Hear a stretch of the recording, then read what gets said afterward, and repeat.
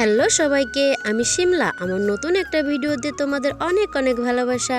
তো দেখতেই পাচ্ছ সরিষা ক্ষেত।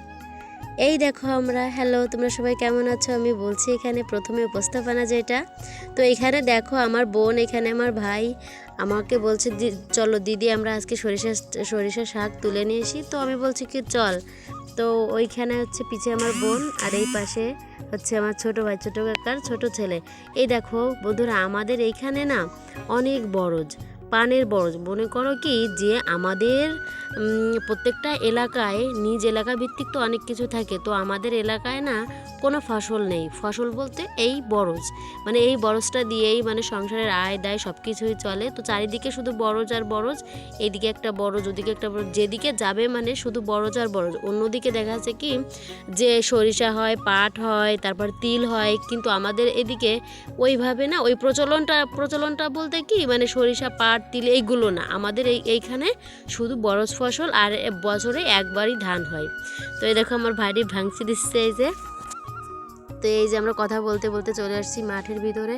তো মাঠের ভিতরে মানে এক পর্যায়ে ধান শেষ। তো এই বছর হয়েছিল কি যে বিলে প্রচুর জল হওয়ার কারণে হয়নি, মানে ধান হতে পারিনি। তো ধান হতে পারিনি, সেক্ষেত্রে এইখানে জমিগুলো সবই পতিত রয়েছে।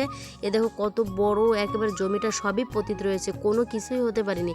আর দেখো মাঝে মাঝে দেখা যাচ্ছে 1 ছোপ 2 ছোপ ধান লাগিয়েছিল, কিন্তু এই ধানটা সম্পূর্ণ হতে পারিনি। ওই যে আমার বোন আর এই বিলে এসে দেখে কি যে কিছু বাচ্চা এখানে খেলা করছে। এই দেখো খেলা করছে বলতে কি যে একটা শ্যালা হয়েছিল, সেই শ্যালাটা দিয়ে সোফা বানিয়েছে, মানে এরা হাসাহাসি করতেছিল আর ওইটা বানাচ্ছিল। এই দেখো এ বানাচ্ছে, দেখো কত সুন্দর করে বানাচ্ছে। আরে মানে এরা এত শান্তি পাচ্ছে করে দেখো। আর কত কমলি শাক হয়েছে, আর অজস্র কমলি শাকের ফুল হয়েছে।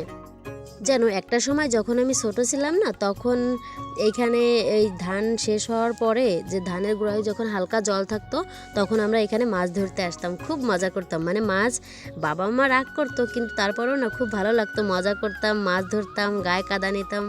সেই দিনগুলো না কোথায় হারিয়ে গেছে এখনে, মানে ভাবলেই কেমন যেন কল্পনা মনে হয়। তো দেখো অবশেষে আমরা সরিষা ক্ষেতের ভিতরে চলে আসছি। এই দেখো সরিষা ক্ষেতে। এখন আমার কাকিমা বলছিল যে সরিষা ক্ষেতে গেলে আমার জন্য শাক নিয়ে আসিস। তো আমি বলছি কি আচ্ছা ঠিক আছে। তো আমার কাকার ছেলে যেহেতু আসে, তা বলছি মনীষ বাড়ি তুই করে শাক ছেড়। তো ও বলছে কি যে না আমি পারবো না ছিঁড়তে। এবার তারপরে সুপ্তাকে বলছি কি, ওই সুপ্তা মানে আমার বোন, ও ক্যামেরা ধরছে আর আমি এখানে যে শাক তুলছি দেখা যাচ্ছে।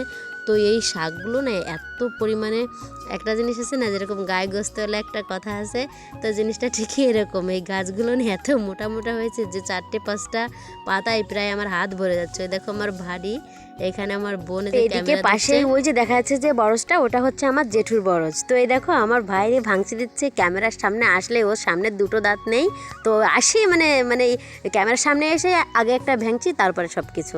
তো এদিকে সুপ্তা কি যেন বলতেছিল, আর ওই যে আমি বলছিলাম কি আমাকে একটু দেখা, আমি শাকের ভিতর ছিলাম, তো আমাকে ভিতরে গিয়ে সুপ্তা একটু দেখিয়ে নিল। এই দেখো সুপ্তা, আর এই দেখো এ মানে সবে ফুল আসছে, কিন্তু গাছগুলো অনেক না স্বাস্থ্য স্বাস্থ্য, মানে হচ্ছে একেবারে মোটু ছোটু গাছ।